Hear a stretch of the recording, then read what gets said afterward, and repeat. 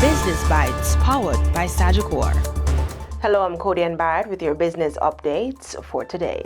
The reason some of the latest medicines available overseas still can't be prescribed in Jamaica often comes down to one thing: drug registration. AS Bryden Group CEO Paul Scott says delays in that process are preventing patients from accessing newer life-changing treatments, describing the system as an absolute disgrace. This is not new. I have been complaining about this for 15 years. It is an absolute disgrace, but I'm grateful and happy that the minister announced in his... Drug registration is the process that allows medicines to be legally sold in Jamaica.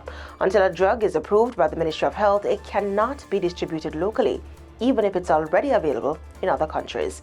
Scott said that has created a significant backlog for Bryden Pie Limited as AS Bryden's pharmaceutical and healthcare distribution company in Jamaica, which currently has more than 400 molecules awaiting registration.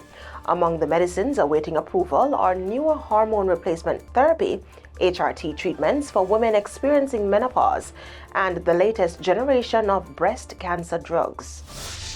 I hope, the ministry announced in its budget speech that it was going to go to a new registration process where if you're registered in European Union, if it's FDA, then it can be automatically registered in Jamaica. That needs to be put in as quickly as possible because people don't really consider medicine in the same way as they consider technology.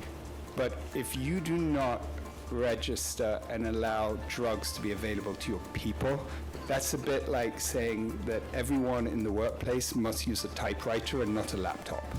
While the company already supplies breast cancer medicines in Jamaica, some of the treatments available locally are several generations behind those used internationally because newer alternatives have not yet been registered. Scott welcomed the government's recently announced plans to modernize the drug registration system, saying the reforms could significantly improve access to medicines. However, he argued the benefits extend beyond patient care. With more medicines entering the market, suppliers would have more products to compete with, giving the government greater choice when purchasing pharmaceuticals through its tender system and potentially lowering prices. The more drugs available, more competitive the tender system, therefore lower cost. Lower cost means you spend less money on drugs for the same amount of outcome, more money available for education, gas for police cars, etc.